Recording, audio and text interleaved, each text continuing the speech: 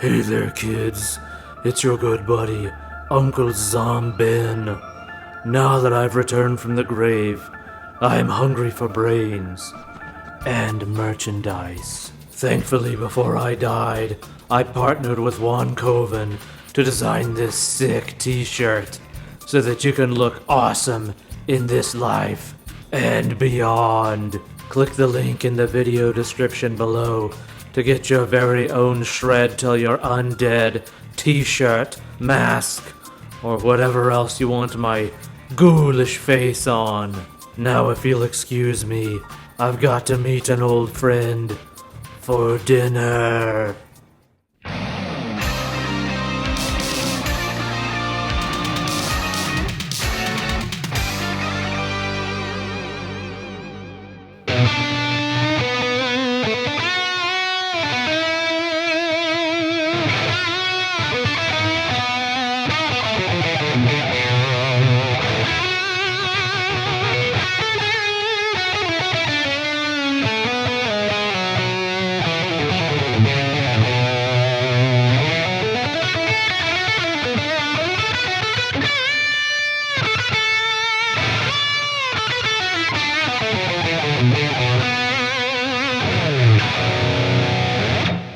Well, hey there, kids. It's your good buddy, Uncle Ben. The other day, my friend and yours, Mr. Riffs, Beards, and Gear himself, Ryan Bruce, uploaded a video on his channel about 5 of his favorite guitars, and I gave it a watch and thought to myself, well, I probably couldn't do that same video but better, but I could definitely do the same video but cuter.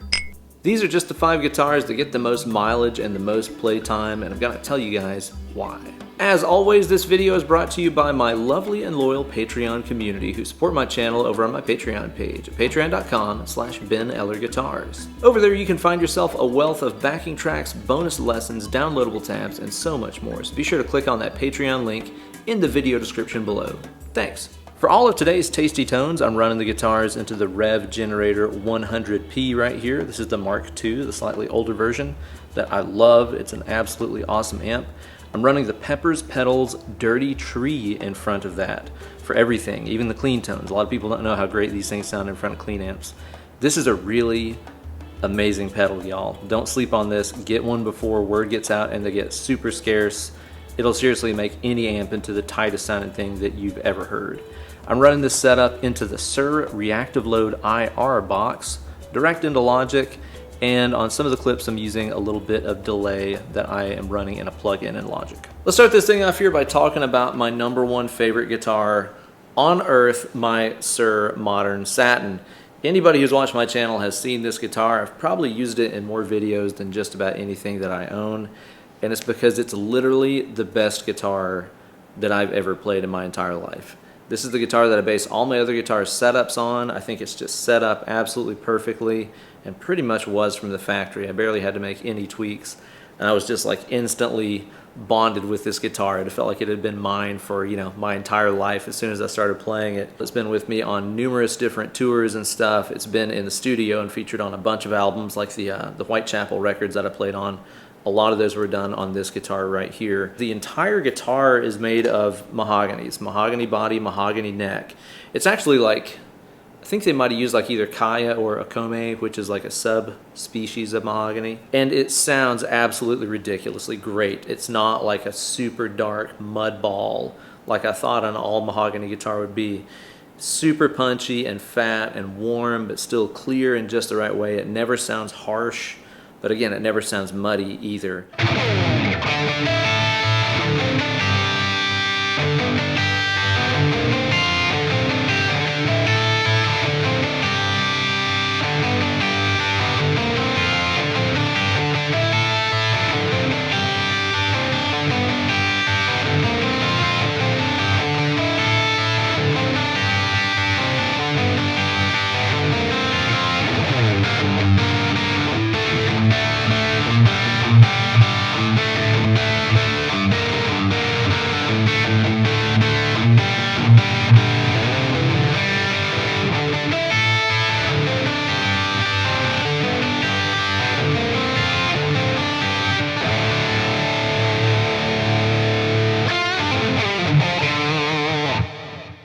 Also, at some point after I'd owned the guitar for a couple of years, I decided that the chrome hardware that the guitar came with, the tuners and the bridge and stuff, would look a lot more cooler if they were black. So I ordered some hardware and stuff from Suhr. This is a Goto 510 bridge and Suhr's own locking tuners. And I think I got some Goto knobs or something to go in here too, just to black the whole thing out and make it look more stealthier. Still don't regret that decision. I think it looks really slick.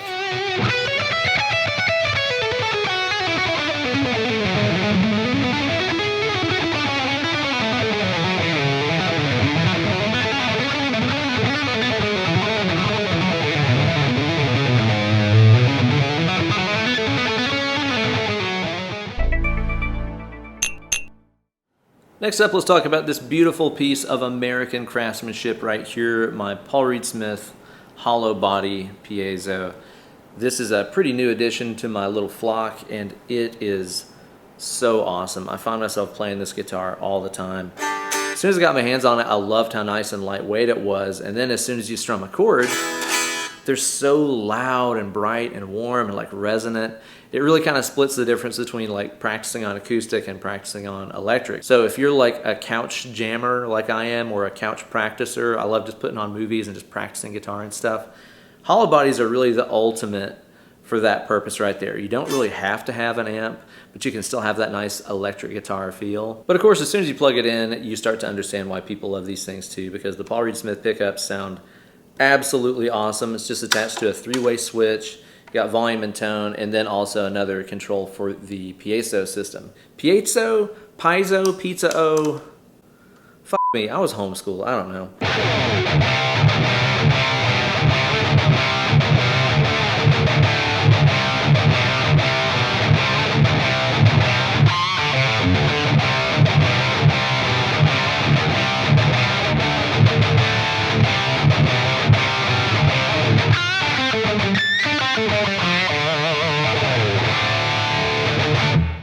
It's worth pointing out too that before I got this one, I had one of the PRS SE Hollowbodies, like the import ones and stuff that are like way cheaper, and it's also awesome. I actually keep that one in the living room now just so that I could use it when I'm practicing on the couch and stuff. So even if you don't go all out and get one of the USA ones, those SEs are great, especially if you're not sure about how you feel about the whole Hollowbody thing. Snag one of those SEs first. Give this thing a listen.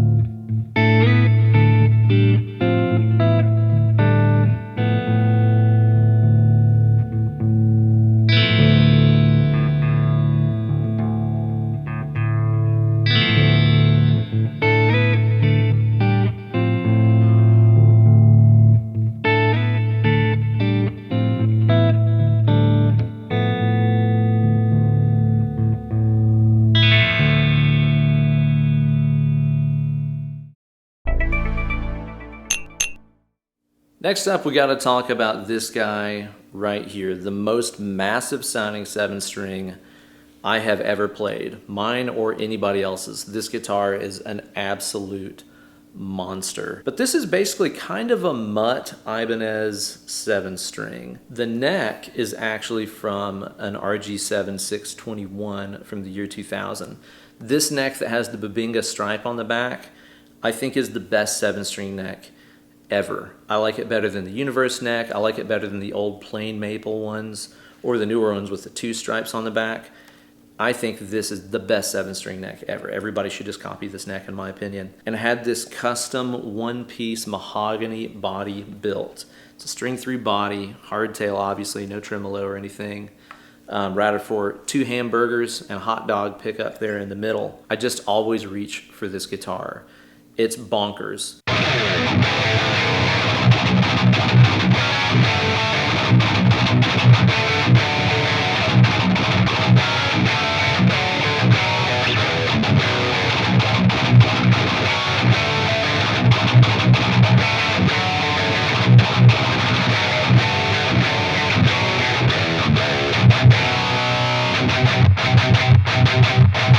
Right now it's got the instrumental pickups safety third set in there, which sound so sick. It really is like the best of things that you like from DiMarzio, things you like from Duncan, things you like from bare knuckle. It's a little bit of everything in these pickups. They're really cool. Check that company out, Instrumental Pickups. I scalloped the top 6 frets myself because I worship Steve Vai, obviously. Yeah, I can't say enough about this guitar. It's just incredible. I'll never get rid of this thing ever.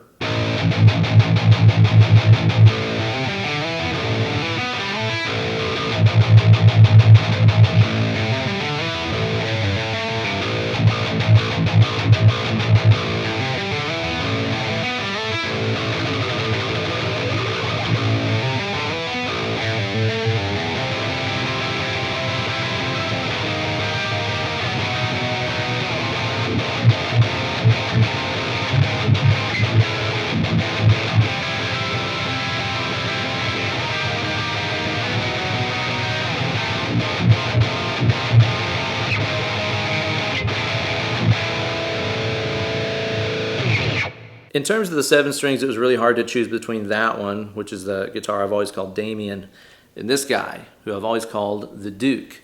My first ever swirl paint job that I ever did. I've had this guitar forever. This is actually the first Ibanez 7 string that I ever got too. This one is definitely more of a sentimental value thing for me. I think if, God forbid the house is on fire and I had to just grab one of the 7s, probably this one for sentimental reasons. It doesn't sound as monstrous as Damien, but it does have its own thing. I really like this guitar for its tone. Again, I'll do a video on this thing later too. Up next, let's talk about this murder machine right here. This is my Dunnable Cyclops. This is one of the USA models that Sasha builds. This is a really cool guitar for a lot of reasons, and it all kind of goes back to the band Intronaut, who I've been a fan of for years and years and years and years. I think the Void record that they did is like the first one that I really got into. And then I found out that Sasha Dunnable, their lead singer, had started building the guitars that they were using on stage and stuff. And so one time at one of the Intronaut shows out here in Knoxville, Tennessee, I was hanging out with Sasha after the show and I was like, dude, could I try one of those guitars out? Because I just thought they looked neat. They have this like vintage Gibson-y kind of thing going on for them. Like it's kind of like an SG, but it's kind of got its own thing going. Plus, unlike Gibson guitars, they're 25.5-inch scale. So you get that slightly longer scale length and a little bit more tension, which is just more in line with the Fender style guitars that I typically play. So I played on the guitars backstage and I was blown away. The fretwork was nuts and they felt super solid, so I knew that I wanted to have me one. I ordered this guitar and got it a couple months later in the middle of 2020, so it was one of the only, bright rays of happiness in that very, very dark year. And I spec'd it out like what I would really want out of a Gibson. Mahogany body, mahogany neck, 2 humbuckers. It's got an ebony fretboard on here that's bound on the edges. Got those vintage tulip style tuners here on the back. Just a really no frills guitar. Control wise, you got a 3-way switch, but also the tone is like a push-pull coil split for the pickups here. The pickups are from bare knuckle. This is the Riff Raff set. And these things sound so awesome. They're pretty dang low output. A lot of times people go for the bare knuckle stuff that's really hot, like the War Pigs and the Painkillers and the Orphan Maker or whatever they're doing now. They go for the really high output ones, and I have some of those too, and they're great. But I wanted this guitar to be usable for stuff that wasn't just brutal all the time. So I went with the Riff Raff pickups, and they sound so good.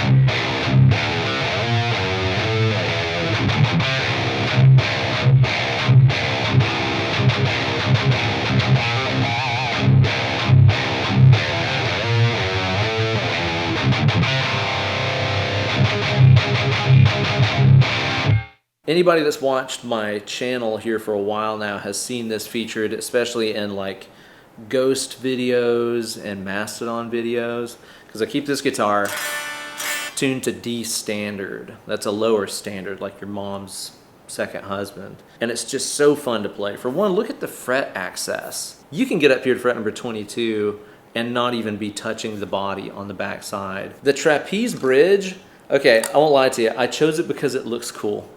Like there was really no other thought process behind that other than I'd seen him use that bridge on a couple of guitars and I was like, that looks dope. I definitely want that. And as you could expect, it does kind of chime and make some noise and stuff on you. I've actually got a little piece of, it's like adhesive Velcro back here to keep it quiet. But it's kind of cool too, because if you want to just make some noise and some gross feedback and stuff, you can take that thing off of there and just beat the crap out of the strings there behind the bridge and just make all kinds of unholy racket. I love this guitar, especially in this tuning. It's just a riff machine. But again, due to the fret access, it's also a shredder for those leads.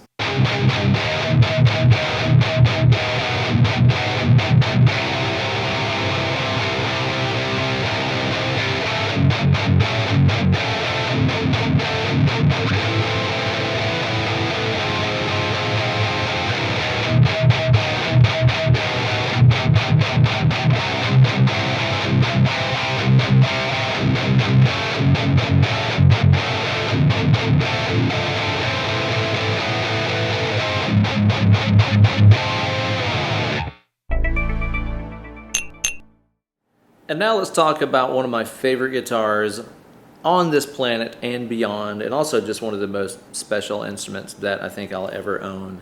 This is a custom Suhr Modern T. It's the first fully custom guitar that I ever have ordered from Suhr, and it definitely won't be the last because this thing is absolutely insane.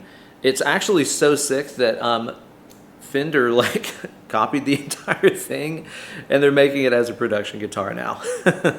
I'm sure that's just a coincidence, of course, but it did happen like the year after I got this, so come on, that's exactly what happened, right? Nathan Conrad over in their paint shop custom mixed this green. I think he called it like radiation green or something like that based on what I wanted. It's like a really bright, rich candy apple green. It's got this nice iridescence to it. You can see how it kind of shifts in the light like that.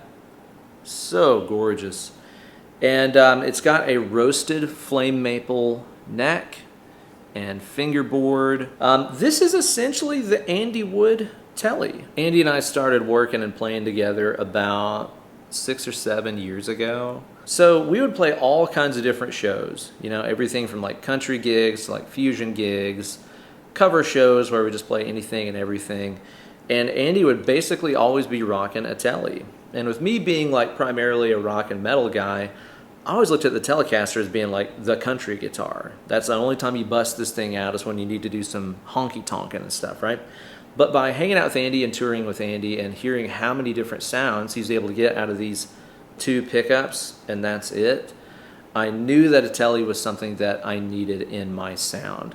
So whenever I went out to order this guitar, I knew it just had to be a straight up Telecaster with like an ash body and 2 single coils, maple neck. Again, this is essentially the Andy Wood model. It's the same neck profile and stuff, which is like the sickest neck profile ever. It's got 24 big ass stainless steel frets. And it's also got the rounded neck heel and like cutaway right here for your hand and stuff for unmitigated shred access to all those beautiful stainless frets.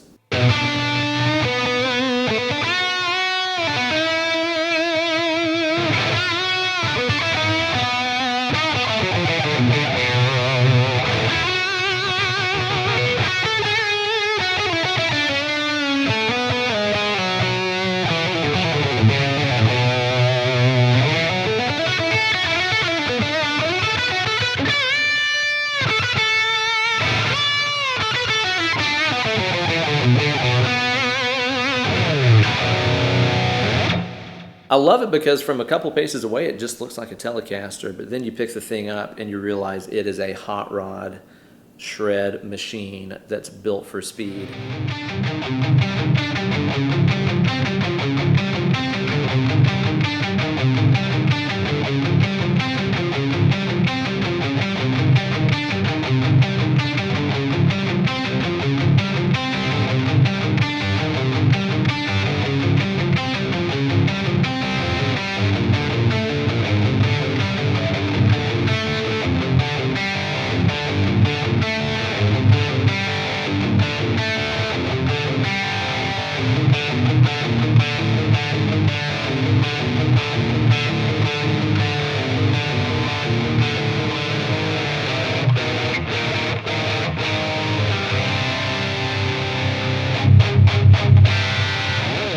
It's seriously just a flawless and gorgeous and perfectly built instrument.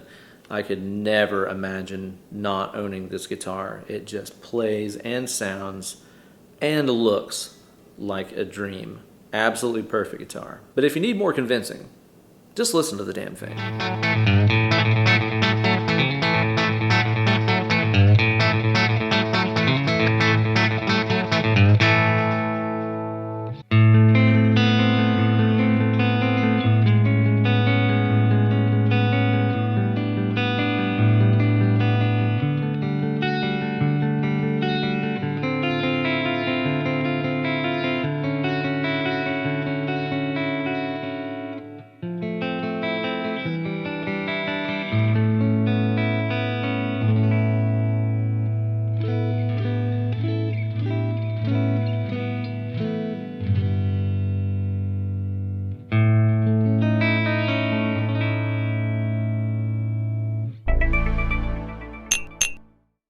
So there you go, guys, a journey through 5 of my favorite guitars. Hopefully you guys dug that one. If you want to see some like really long, in-depth videos about these guitars and the other ones in my collection, let me know and I'll do future episodes of Meet the Machines with like super deep dives into all these guitars and their history and specs and all that good stuff. Thank you guys so much for watching. Mega thanks to Ryan Bruce for coming up with the idea for this video. You did the work for me, buddy, so thanks a bunch. I'd also love to see other people do a breakdown of their 5 favorite guitars. So if you make your own video about your 5 favorites in your collection, be sure to drop those down there in that comment section below. I'd love to see them nice guitars. I like things that are nice. And don't forget, if you want to get all kinds of bonus cool stuff, be sure to sign up to that Patreon page today at patreon.com/BenEllerGuitars. Backing tracks, bonus lessons, tabs, a huge community of awesome people like yourself. They're all over there waiting for you, even at just a $1 a month level. So don't delay, sign up today. And be sure to get your very own Juan Coven designed Shred Till You're Undead t-shirt, apparel, mug, whatever, by clicking the shop link in the video description down there too. Well guys, it's been fun as always, but I think it's time to wrap up chatting about these things and get right back to playing on them. So let's get away from the computer and go play some guitar. Let's click it, more pick it.